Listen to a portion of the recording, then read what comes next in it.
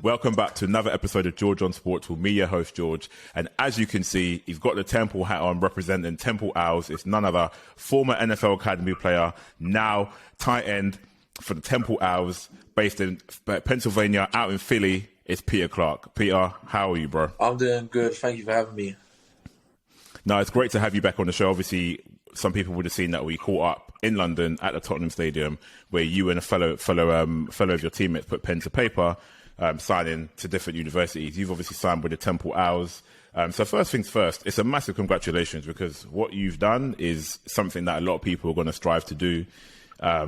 You've kind of laid the way for a number of guys who are in the academy now to see the moves that you've made, in the time that you've been with the academy. So it's a massive congratulations to the fact that you've taken that leap of faith and you've put in the hard work, and there you are wearing that hat with pride. But first things first, let's take it all the way back. What actually led you to joining the NFL Academy? For people who don't know, because some people don't know what the academy is about or what you need to do to get into the academy. So what drove you to the academy? So I was lucky enough that the academy was just announced when I was coming of age to be into the academy. So I played for the London Warriors in South London, and the coaches at the NFL Academy also coached the Warriors as well under Coach Tony Allen. So when the academy was announced, I wasn't unfamiliar with the coaches. They kind of knew who I was. So I kind of had that already foot on the line on putting in my application and applying to be into the NFL Academy. So when it got announced, I had to wait one more year before I could go, because I was 15 at the time. So in that year when it got announced, I was like, hey, what's this NFL Academy thing? Asking lots of questions, finding out what it's really about. And then I had a few guys that were in the academy that were a bit older than me, like Sadu, who's now at Colorado, and people like Kevin, who was an older tight end that really took me under his wing. So I had a great opportunity, and it was just kind of perfect timing for me to really make my entry into the academy.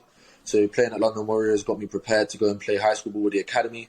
So when I was old enough, I just put my application in and put all the clips and stuff that I had from playing games at BAFA, and then was lucky enough to get accepted. So you get accepted, you make the switch, and that brings me to my next question. You get to the airport, right? You jump on that plane, the plane takes off.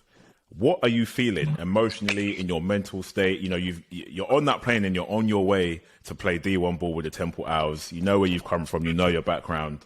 This is a new chapter in your life where you fly away from the UK.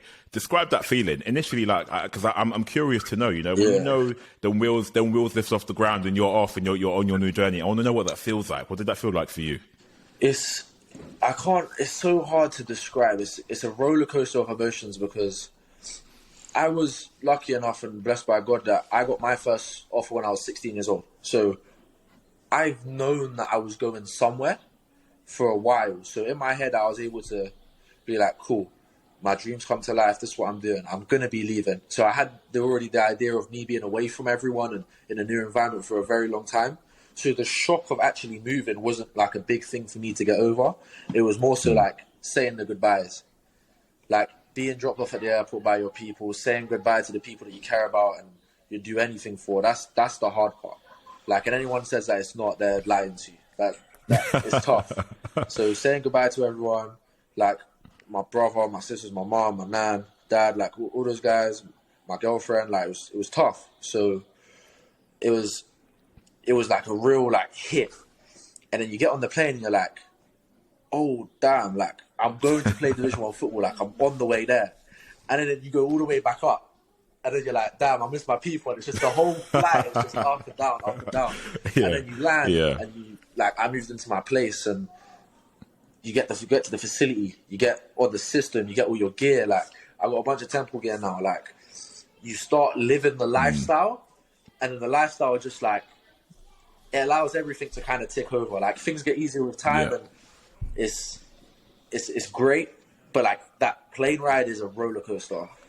Yeah, and that's one of the main reasons I wanted to ask you that question in particular, because obviously you knew you were going to land somewhere, but I think, like you said, it always hits home on an occasion like that where you're on your mode of transport. For you're on the plane and you're flying thousands of miles high in the sky, and you know where you're going, and it's there's no sort of turning back, and it's I'm about to play Div 1 ball, like you say, but then at the same time, it's like, all my people back home. So I wanted to hear your reaction on that. And I think, like, you're right. I think if anybody had said otherwise, I'm pretty sure they would have been lying. But another thing that you touched on that I wanted to ask you is when you got your accommodation, it's another key point in your career, I'm going to say. You sort of open that door. You're like, okay, this is me. This is where I want to be. This is where I'm based. What was going through your mind at that point? You're okay, my laptop, my station's there. That's where I'm going to put my desk. That's where I'm doing my work. I can see it. Like, what does it feel like being in that kind of setting? For me, especially, like, with my journey, like, what not a lot of people know about me is, like, I don't really come from much, right? So, like, if you guys saw, like, the apartment building, like, let me just so, like, exclusive. The apartment building, like, the high-rise apartment building. Yeah. In the middle of Philly, right? Like, living in a place like this, surrounded by football players and college athletes, all with the same dream of, like, becoming the best that they can. Like, being in a place where it's a luxury. Like, this ain't just like a home, like, where a bunch of guys live. Like, this ain't a council estate or a council house. Like, I live in a nice apartment building where I don't have to worry about anything, and everything's kind of, like, sorted for me. So it was a huge shock to me. Like, my first, like, week here, it was just, like, realizing that this is where I am now and this is my new normal. It was a huge shock, but, like, I'm blessed by God and I couldn't be happier. You kind of taken me a nice segue to another thing I was going to ask you is cultural shocks. Like, you kind of just mentioned it. So you're in a place now where things are kind of taken care for you. Everyone that's around you are fighting for the same goal. You talk about the brotherhood. You talk about your brother as well, leaving him behind, only to find a new brotherhood in the Temple Owls. All of you are striving for success. You're all striving to get somewhere. You're all striving to be better players. But also, you're actually going to college too. So your first few days, did you find it hard to adjust, to acclimatize? Were you is it what you were expecting, or did you have any shocks aside from, being in a high rise and having things done for you? Yeah, so, like, at the NFL Academy, like, at Loughborough, we have accommodation, like dorm-style accommodation. So the actual aspect of living with your teammates and stuff wasn't a huge shock for me. Like, living with your brothers and your teammates, that wasn't a shock for me. But what was kind of, like, a bit of a, like, shock to the system was just the way of life here.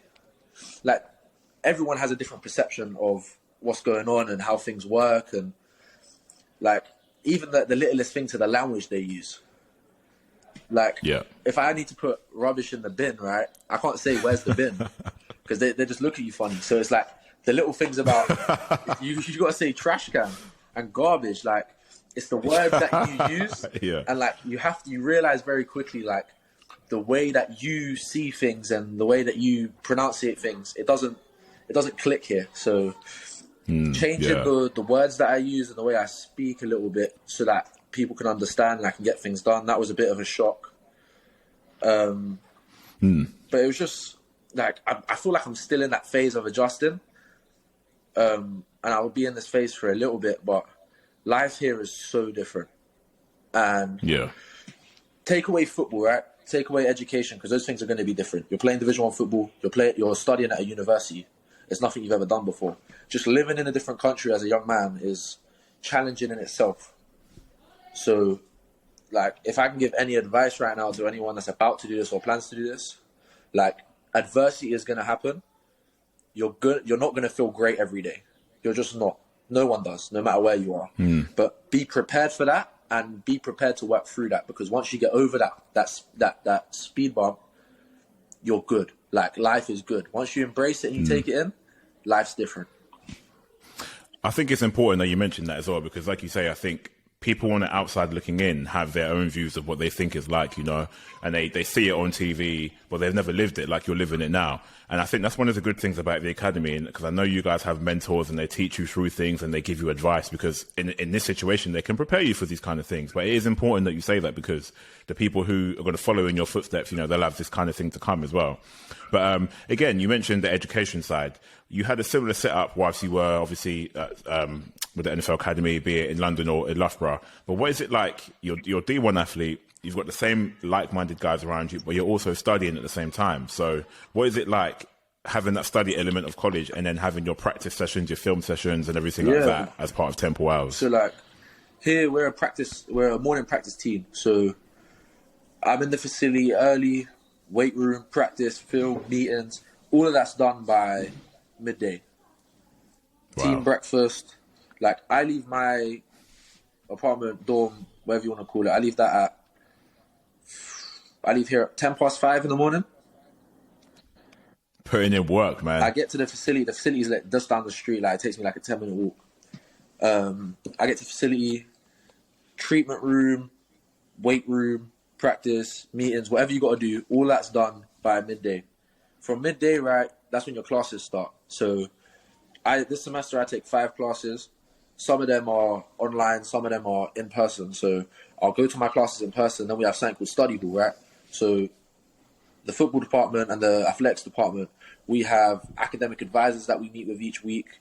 We get given all our academic materials, textbooks, computers, anything we need, right, to be able to be supported. And then if you have any problems in any of your classes you don't understand, you have access to a personal tutor for any class you need. So they give you all the resources and the knowledge of how to do the things you need to do.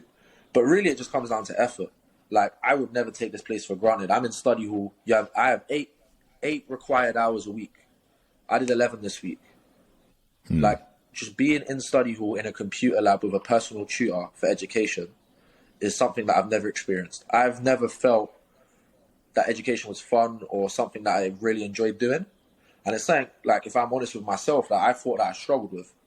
But coming here has been able to empower me in my education and really make me feel good about education. So this place really changes the way you see it. So I think it just comes down to effort. Like, if you're willing to put in the time and you really want this, education becomes a part of football. You know what?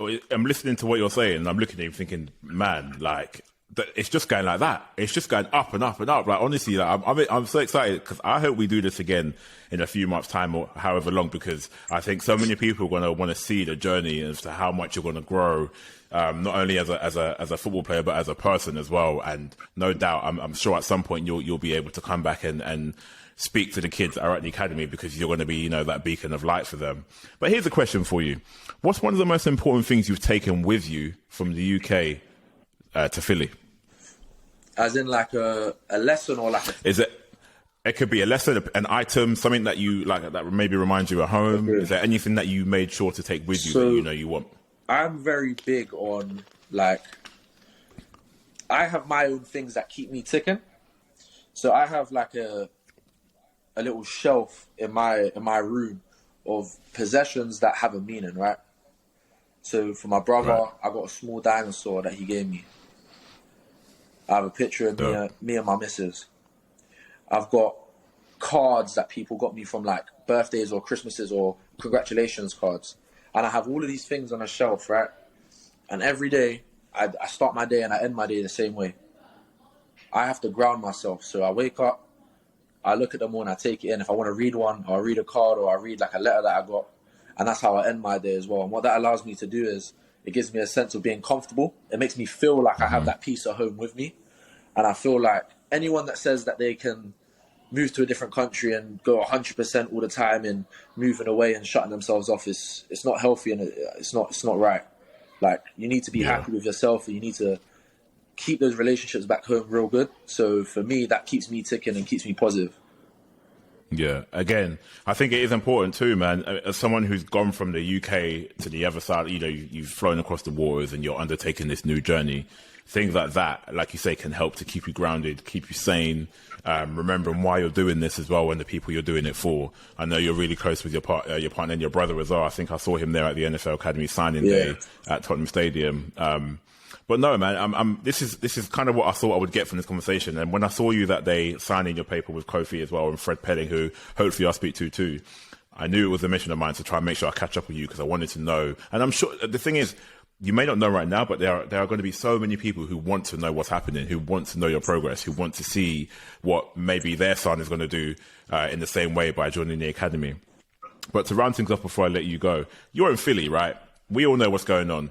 By the time people watch this episode, the Super Bowl would have happened. It's the Philadelphia Eagles taking on the Kansas City Chiefs in a matchup with Patrick Mahomes and Jalen Hurts as the quarterback. Describe to me the vibe in Philly And once you've done that, I want to know who you're rooting for. I mean, it kind of goes without saying, you know what I mean? It's going to be the Eagles, I'm assuming. But describe the vibe to me, because I've heard it's a madness. This place, right? So I'll give you a story. Day 2 in Philly, right? Day 2 I was here. It was the NFC Championship game. So the game to send the Eagles to the Super Bowl. The Eagles obviously won. The city, the whole Temple University campus, on the subway down into the center of the city. There must have been about, I can't even tell you, tens of thousands of people cramped like sardines around the center city, they call it. And it's basically like a big clock tower, like the town hall. And it's like a whole block packed with people climbing on lampposts and bus stops and buildings. There were people dancing, climbing on police cars, people drifting cars and doing donuts, people standing on top of cars. Wow. Like there's a street called Broad Street, North Broad Street. It splits North Philadelphia right into the center of the city. That's the street I live on. The whole street was at a standstill with cars. People were standing on top of cars. The whole city beeping horns. So it was crazy. Like, Philadelphia sports fans are the craziest sports fans in America. There's nothing like it. Yeah. But it's obviously who I'm supporting. Like, the Eagles got to win. Like, go Birds Of course. That's it. I love that. I mean, I kind of knew where you were going, but I wanted to ask just in case you're going to throw out any surprises. But you know, I'm with you personally. Again, by the time people watch the show, it would have been decided. But I'm feeling that the Eagles are going to go ahead and win that. And the reason I say that is because of the trenches, and that defensive line for me is everything. But no, Peter, look, I thank you for coming on the show. I think it's important that we had this catch up, because not only did I want to hear from you, but the academy guys, your coaches, your family as well, to be able to see what's going on and how you're growing as a person, an athlete, and a man as well. So for me too, I appreciate you doing this. Guys, I've been George from Georgeonsports, and you can see here repping the Temple Owls, Peter Clarke, tight end, formerly of the NFL Academy, now out in Philly repping the Temple Owls. Have you got any last words? No, just thank you for having me. Like, I can't wait for you guys to keep following me, and hopefully I'm here soon again. Absolutely. That's been the show, guys. Stay tuned for more. Once again, George from Georgeonsports, Peter Clarke here, tight end, now with the Temple Owls, and we'll catch you on the next episode.